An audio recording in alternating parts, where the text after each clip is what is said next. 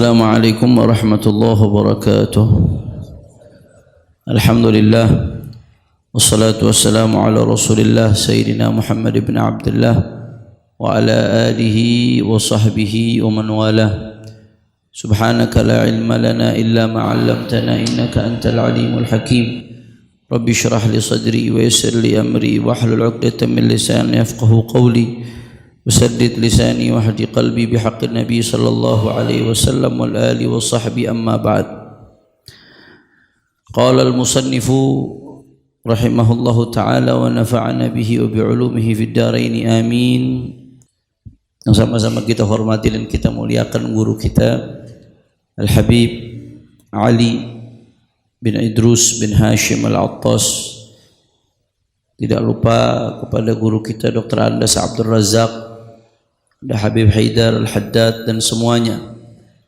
Tidak dapat saya sebutkan satu persatu guru-guru kita tanpa mengurangi rasa hormat saya kepada beliau semua.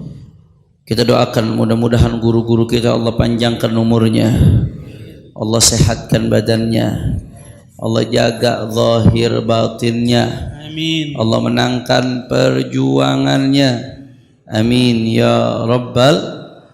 Dan salam penghormatan yang paling istimewa saya sampaikan kepada hadirin, hadirat, muslimin, muslimat, jamaah pengajian Hadrah Basaudan Masjid As-Sa'adah. Kita semua angkat tangan, kita minta sama Allah, mudah-mudahan tidaklah kita keluar dari tempat ini kecuali semua dosa kita diampuni oleh Allah. Yang sakit Allah angkat penyakitnya, Allah sehatkan badannya.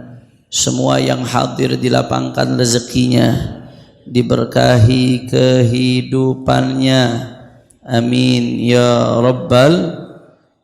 Ahibba'il kiram, melanjutkan pembahasan kitab Al-Atiyah Al-Haniyah karya Imam Al-Habib Ali bin Hasan Al-Attas. Ini di kitab Al-Atiyah Al-Haniyah dikutip hanya sebagian ayat. Ada ayat yang dilompatin karena memang mahallu syahid yang dipakai oleh Al-Habib Ali bin Hasan hanya ayat-ayat yang lagi pengen dikutip pembahasannya sehingga ayatnya dilompatin. Nah, di sini ada lanjutannya. Walladzina la yad'una ma'allahi ilahan akhar wa la yaqtuluna an-nafsa allati harramallahu illa bil haqq wa la yaznun wa man yaf'al dzalika yalqa athama. Sampai situ ayat itu. Lanjutan ayatnya kalau di Habib Ali bin Hasan dikutipnya sampai situ doang. Lanjutan ayatnya ada yudha'af lahul 'adzabu yaumal qiyamati wa yakhlud fihi muhana illa man taba wa amana wa 'amila salihan fa ulaika yubaddilullahu sayyi'atihim hasanat wa kana Allahu ghafurar rahima. وَمَا تَابَ وَعَمِلَ صَالِحًا فَإِنَّهُ يَتُوبُ إِلَى اللَّهِ مَتَابًا. Ada lanjutan ayatnya tuh. Ya, di kitab nggak dicantumkan, ada lanjutan ayatnya. Jadi termasuk ciri orang-orang saleh wa ibadur rahman yang Allah sebutkan, yang akan dijanjikan surganya Allah Subhanahu wa taala. Bagaimana? La yad'una ma'allahi ilahan akhar. Ya, mereka enggak menyekutukan Allah Subhanahu wa taala. Wala yaqtuluna an-nafsa allati harramallahu illa bil haqq. Tidak menumpahkan darah yang diharamkan oleh Allah Subhanahu wa taala illa bil haqq, kecuali dengan cara yang benar, cara yang diizinkan oleh Allah, seperti jihad fisabilillah, seperti yang terjadi di saudara-saudara kita di Palestina. Mereka bunuh tuh penjajah-penjajah Israel, tentara-tentaranya. Itu namanya qatlun nafs bil haq. Itu namanya ngebunuh dengan alasan yang dibenarkan oleh syariat. Nah, hamba Allah yang soleh ini dia tidak membunuh kecuali dengan alasan yang dibenarkan oleh syariat. Wala yaznun, dan mereka tidak berzina. Waman yaf'al dzalika yalqa athama. Karena siapa yang ngelakuin itu tiga tuh, yang ngelakuin tiga hal tadi, yang ngelakuin syirik, menyekutukan Allah, kemudian yang kedua membunuh tanpa alasan yang dibenarkan syariat, yang ketiga zina, yang ngelakuin tiga tadi, wa man yaf'al dzalika yalqa athama, siapa yang melakukan itu dia akan yalqa athama, ketemu asam. Asam ini nanti kita akan jelaskan, ulama tafsir beda-beda menafsirkan asam. Ada yang mengatakan asam itu wadin fi jahannam, Itu nama lembah di neraka. Ada lembah di neraka namanya Asam. Asam ini khusus tempat buat ngadab orang-orang yang tadi syirik, menyekutukan Allah, kemudian dia membunuh orang tanpa alasan yang dibenarkan syariat. Kemudian yang ketiga zina. Ini mereka bertiga masuk ke tempat di neraka namanya Asam. Jadi ada satu blok di neraka khusus buat ngadab golongan ini. Faman yaf'al dzalika yalqa asama. Nah, 3 ini termasuk ciri orang-orang soleh. Nggak ngelakuin 3 ini. Makanya Nabi SAW, ini 3 serem Pak. Kita kalau udah hidup kemudian ngelakuin 3 ini, Allah na'udzubillah min dzalik. Boro-boro tobat, serem. Selama kita masih bersih dari 3 ini, bersyukur kepada Allah Subhanahu wa ta'ala. Kalau belum ngelakuin, jangan sampai ngelakuin. Jaga diri kita, jaga anak-anak kita, jaga keluarga kita. Rasulullah SAW pernah ditanya sama sahabat, hadis riwayat Imam Ahmad, dikutip oleh Ibn Katsir. Su'ila Rasulullah SAW, Rasulullah ditanya, ayu dzambi akbar? Ya Rasulullah, dosa paling gede apa ya Rasulullah? Rasulullah ditanya tuh. Kata Rasulullah yang pertama, anta ja'ala lillahi niddan wa huwa khalaqak. Engkau menjadikan bagi Allah sekutu. Padahal Allah yang menciptakan kamu, tapi engkau menjadikan bagi Allah sekutu. Kau nganggap ada Tuhan selain itu, dosa paling gede itu. Kemudian Rasulullah tanya lagi, summa ayu, kemudian dosa apa lagi yang besar ya Rasulullah? Kata Rasulullah, antaktula waladaka khasyata an yat'ama ma'ak. Kata Nabi Muhammad, kata Rasulullah, dosa terbesar yang kedua, kamu bunuh anakmu karena takut ngambil rezekimu. A'udzubillah min dzalik. Hati-hati. Ngebunuh anak itu termasuk aborsi. Aborsi itu khususnya anak yang udah ditiup ruhnya. Kalau yang belum ditiup ruhnya, dia ada beda pendapat ulama, tapi tetap haram, nggak boleh. Tapi apakah termasuk bunuh atau bukan, itu bukan pembahasan kita sekarang. Tapi kalau yang udah ditiup ruhnya, khususnya aborsi, itu termasuk ngebunuh anak.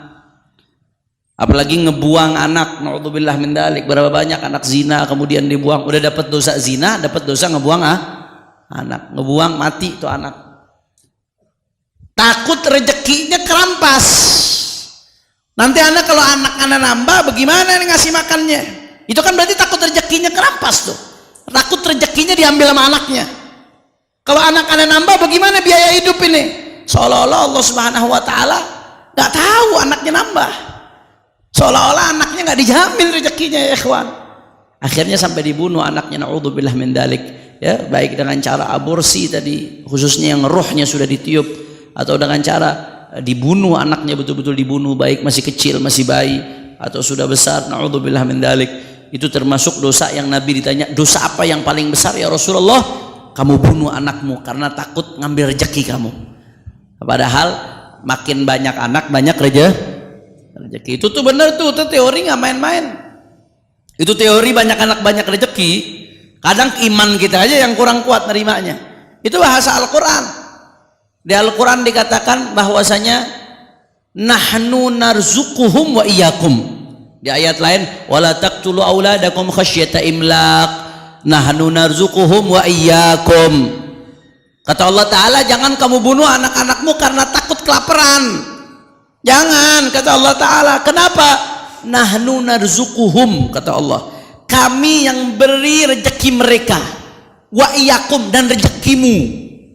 Yang disebutin rezeki anak dulu, rezeki kita dulu. Anak dulu. Nahnu narzuquhum wa iyyakum. Kami yang kasih rezeki mereka, baru rezeki kamu. Dan rezekimu. Artinya apa? Rezeki anakmu itu ditulis oleh Allah. Makanya orang dulu tuh ngomong banyak anak banyak rezeki. Benar. Kadang-kadang nih kita, bedanya kita sama orang dulu Pak Bu, iman kita kurang, tawakal kita kurang, penyakit tuh. Padahal kalau dihitung-hitungan sama orang dulu, waduh, orang dulu hidupnya berkah. Saya punya kakek Habib Ahmadun Al-Attas, Allah yarhamuh. Mungkin saya pernah cerita kali di sini. Kakek saya tuh Habib Ahmadun punya istri 2. Pertama jiddati, nenek saya Syarifah Nur binti Ahmad Al-Attas. Yang kedua Syarifah Fatimah Al-Haddad. Dari dua bini ini anaknya total 19. Anaknya 19. Dari bini pertama, dari nenek saya 10 anaknya, dari bini kedua 9. Kakek saya kerjanya apa? Pengusaha? Bukan. Narik mikrolet. Zaman dulu. Itu juga bukan, nggak serius-serius banget. Di rumah sore udah di rumah udah ngeteh. Narik mikrolet.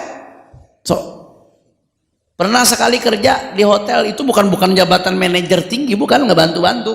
Jabatan-jabatan yang teknis yang di bawah, yang gajinya nggak seberapa. Bayangin, kerja mikrolet, oplet, kerja di hotel jadi di bawah-bawah doang, jabatan bawah, bini 2, anak 19. Kira-kira kalau hitung-hitungan masuk apa kagak tuh? Nggak sampai di situ. Ini sekarang nih, ini yang pakai program, ya cukup 2 anak. Pakai program begitu yang sekarang nih orang. Kerjanya gajinya jelas, punya jabatan. Segitunya apa? Rumah masih ngontrak. Ada yang rumah masih nyicil. Ya kan? Udah gitu segitunya dapat bantuan warisan dari orang tua. Ini kakek saya, kerja nggak seberapa, bini 2, anak 19, ninggalin warisan. Warisannya belum lama baru dijual, itu sampai cucu keempat dapat. Itu namanya berkah. Begitu dijual tuh sampai cucu yang keempat dapat. Kecipratan. Saya mau tanya nih, ini yang begini-begini nih kalau secara hitung-hitungan masuk apa kagak nih? Hitung-hitungan kita nih, hitung-hitungan orang sekarang. Orang sekarang udah banyak aturan, teori ekonomi ini, teori ekonomi itu. Cicilan banyak, utang banyak akhirnya. Boro-boro mati ninggalin warisan, ninggalin utang nih ya. Masalahnya apa? Tawakalnya kurang, imannya kurang, zikirnya kurang, ketakutan. Mudah-mudahan Allah kasih kita iman kuat, tawakal kuat, rezeki berkah insyaallah. Amin ya rabbal alamin. Nah, Rasulullah tadi ditanya, ya Rasulullah, dosa apa yang paling besar ya Rasulullah? Tadi yang pertama syirik, yang kedua ngebunuh anak. Walaupun dosa ngebunuh secara umum itu besar sekali, anda udah sering jelasin berkali-kali di sini. Tumayu, kemudian apa lagi ya Rasulullah? Yang ketiga, dosa yang paling besar, antuzani halilata jarik. Kamu berzina dengan istri tetanggamu. Na'udzubillah min dzalik. Zina aja tuh udah besar banget. Tapi zina dengan istri tetangga jauh lebih besar. Karena kenapa? Karena unsur khianatnya lebih dahsyat. Ini tetangga yang dianggap sebagai orang yang bakal ngebantu, yang disuruh saling tolong menolong, disuruh saling menghargai, malah dikhianatin, istri tetangga dizinain. Allahu Akbar. Itu dosa yang terbesar setelah ngebunuh anak sendiri ya ikhwan. Na'udzubillah min. Makanya jangan dengerin teori-teori setan. Kadang-kadang ada teori-teori setan apa? Rumput tetangga selalu kelihatan lebih hijau. Itu teori-teori setan tuh. Ngelihat bini sendiri kelihatannya biasa aja, giliran bini tetangga udah melotot aja bawaannya. Rumput tetangga terlihat lebih hijau. Itu teori setan. Ya Bu ya. Ah, ibu-ibu kenceng suaranya. Rumput tetangga selalu kelihatan lebih hijau. Itu setan. Setan itu ya yuzayyinu lakum. Setan itu akan menghias bagi kita amalan-amalan yang haram. Giliran yang halal sama setan dibikin kita bosen, dibisikin sama bini sendiri dibikin bosen. Ya bininya juga mesti tahu diri, jangan mau kondangan dandan segala macam, eyeshadow apa segala macam dipakai. Giliran di rumah pakai apa daster udah gitu bolong. Udah daster bolong pakai peniti, laki begitu meluk ketusuk lagi. Bini juga mesti tahu diri, mesti depan suami. Tapi di sisi lain emang setan Bu, setan itu bakal ngegoda. Setan bakal ngegoda suami, bagaimana caranya bini sendiri di mata suami jelek aja. Betul nggak Bu? Betul. Curhat ibu-ibu. Sebaliknya suami juga begitu Bu. Ibu ngelihat laki bawaannya udah biasa aja, bawaannya udah kebek aja lakinya. Kalau ngelihat laki orang udah ganteng aja bawaannya, itu setan. Ngegoda setan. Na'udzubillah minasyaitonir rajim. Nah, bini tetangga sama setan tuh bakal dihias. Bagaimana caranya kelihatan lebih cakep? bini orang kelihatan lebih cakep. Itu setan tuh kerjaannya. Setan itu yang haram akan dibikin indah. Yang haram akan dibikin indah. Padahal perempuan sama perempuan, perabotannya sama tuh perempuan, sama-sama perempuannya. Mungkin istrinya jauh lebih cantik, istrinya jauh lebih cakep, tapi setan, hati-hati laki-laki, setan akan ngegoda bagaimana caranya yang haram bakal kelihatan lebih enak, yang haram bakal kelihatan lebih menarik, yang haram bakal kelihatan lebih sedap. Na'udzubillah min. Nah, gara-gara pertanyaan sahabat ini kepada Rasulullah sallallahu alaihi wasallam, akhirnya Allah Subhanahu wa taala menurunkan firman Allah taala ini, walladzina la yad'una ma'allahi ilahan akhar. Tadi kan Nabi ditanya tentang dosa paling besar apa? Yang pertama syirik, yang kedua membunuh, yang ketiga adalah zina. Rasulullah begitu ditanya itu, Allah langsung menurunkan firman Allah taala membenarkan jawaban baginda Nabi besar Muhammad sallallahu alaihi wasallam, walladzina la yad'una ma'allahi ilahan akhar wa la yaqtuluna an-nafsa allati harramallahu illa bil haqq wa la yaznun. Dan mereka tidak berzina, tidak syirik, tidak membunuh. Ini ciri-ciri orang soleh, karena dia menghindari dosa-dosa yang paling besar yang sudah dikabarkan oleh baginda Nabi besar Muhammad sallallahu alaihi wasallam. Kira-kira jelas atau tidak? Mudah-mudahan Allah jaga kita dari syirik, Allah jaga iman kita sampai husnul khatimah. Mudah-mudahan Allah jaga kita jangan sampai tangan kita menumpahkan darah yang tidak dihalalkan oleh Allah. Mudah-mudahan Allah jaga kemaluan kita jangan sampai berzina. Allah jaga anak istri kita, keluarga kita, keturunan kita, mudah-mudahan Allah jaga dari zina. Amin ya rabbal Allah. Makanya dalam satu hadis disebutkan ma min dzambin. Nah, dikit lagi nih, kita tutup. Ma min dzambin ba'da syirik a'zam 'inda Allah min nutfatin wada'aha rajulun fi rahimin la yahillu lah. A'udzubillah min dzalik. Kata Rasulullah dalam sebuah riwayat yang dikutip oleh Ibn Katsir, tidak ada dosa. Ibn Katsir ini ahli hadis, ahli riwayat. Jadi kalau periwayatan yang diriwayatkan oleh Ibn Katsir udah enak kita memverifikasinya. Ibn Katsir meriwayatkan ma min dzambin, kata Rasulullah, nggak ada dosa ba'da syirik, setelah syirik, a'zam, yang lebih besar indallah, bagi Allah, min nutfatin, dari benih, wada'aha rajulun fi rahimin la yahillu lahu, benih yang diletakkan oleh seseorang di rahim yang tidak dihalalkan untuknya. Setelah syirik nggak ada dosa yang lebih besar dari meletakkan benih di rahim yang tidak dihalalkan olehnya. Maksudnya setelah syirik nggak ada dosa yang lebih besar dari zina. Dan hati-hati, naudzubillah min dzalik, ulama menyebutkan zina biasanya kontan. Naudzubillah, zina itu biasanya kontan, azabnya di dunia sebelum di akhirat. Di antara adab terbesar zina itu apa? Orang yang berzina, naudzubillah min dzalik, kalau dia nggak betul-betul tobat kepada Allah, minta ampun kepada Allah Subhanahu wa taala, ya, zina itu akan terjadi pada perempuan-perempuan dia. Mungkin pada istrinya, mungkin pada anaknya, mungkin pada saudarinya. Ifu an nisa'in nas ta'ifu nisa'ukum. Jagalah diri kalian dari perempuan orang, maka Allah akan jaga perempuan-perempuan kalian. Maka ulama menyebutkan, kalau kita nggak jaga diri dari perempuan orang, biasanya perempuan kita terperosok. Perempuan di sini maksudnya naudzubillah min dzalik, bisa istri, bisa anak, bisa saudara. Termasuk balasan orang yang berzina di dunia, dia akan melihat zina itu pada orang-orang di sekitarnya. Makanya kalau ada orang yang mau zina, sedahsyat apapun syahwat yang sedang dialami, sedahsyat apapun itu, maka ingat bagaimana kalau ini terjadi pada anak perempuan kita. Bagaimana ini terjadi pada saudara perempuan kita. Perempuan yang mau kamu zinahi, dia anak bagi seseorang. Sama seperti anak perempuanmu, anak bagi dirimu. Perempuan yang mau kamu zinahi itu adalah saudara perempuan bagi orang lain. Sebagaimana kamu nggak mau saudara perempuanmu diperlakukan seperti itu. Maka kalau mau berzina, mikir dulu 1000 kali. Mikir dulu 1000 kali, wahai laki-laki. Maka kalau seseorang yang bisa menahan diri dari zina, di dalam hadis Rasulullah sallallahu alaihi wasallam, rajulun, termasuk seseorang yang minas sab'atil ladzina yudhilluhumullah yauma la dhilla illa dhilluh. Orang yang bisa nahan diri dari zina ini Dalam hadis Rasulullah mengatakan rajulun, seseorang yang berduaan bersama imra'atin, perempuan yang cantik yang memang dia sukai. Kemudian faqala inni akhafullah. Dia ketika dia udah ada kesempatan buat berzina, udah berduaan sama perempuan yang cantik yang dia suka.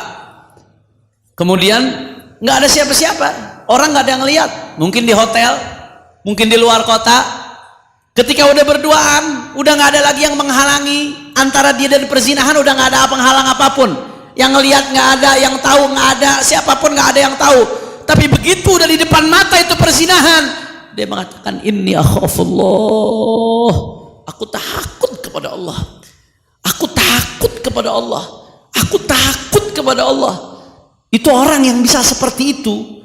Dia terjebak dalam situasi ingin berzina, tahu-tahu dia tahan dirinya, dia lawan hawa nafsunya dari berzina. Itu nanti di akhirat, kata Nabi dalam hadis yang sahih, termasuk 7 golongan. Allah naungi dengan naungan arasy-Nya Allah di hari kiamat, ketika tidak ada naungan kecuali naungannya Allah. Orang-orang di hari kiamat lagi pada kesusahan, lagi pada ketakutan, tapi orang yang bisa menahan dirinya dari zina ketika ada kesempatan untuk melakukan itu, dia termasuk nanti golongan yang akan mendapatkan keamanan, naungan dari Allah di akhirat, dari Allah Subhanahu. Ya Rabb, mudah-mudahan kita termasuk golongan itu ya Allah. Mudah-mudahan anak istri kita termasuk golongan itu ya Allah. Amin ya Rabbal Alamin. Maka saudara, Allah Subhanahu wa taala melanjutkan, siapa yang melakukan 3 hal tadi, melakukan syirik, kemudian membunuh tanpa hak, kemudian zina, apa kata Allah? Wa man yaf'al dzalika yalqa athama. Siapa yang melakukan itu, maka dia akan mendapatkan azam. Azam itu tadi adalah salah satu lembah yang ada di Jahannam. Ada yang mengatakan azam itu adalah jaza, dosa, ganjaran dosa dari Allah Subhanahu wa ta'ala. Nah, kemudian di ayat berikutnya Allah mengatakan bukan hanya itu, yudha'af lahul adzabu yaumal qiyamah. Nanti dia akan diazab di hari kiamat, dilipat gandakan azabnya di hari kiamat. Wa yakhlud fihi muhana, dan dia akan abadi dalam keadaan dihinakan oleh Allah Subhanahu wa taala. Illa man tab, kecuali yang taubat kepada Allah, wa amana, kemudian dia beriman, wa amila salihan, bukan hanya sekedar taubat tapi taubatnya diikuti dengan amal saleh.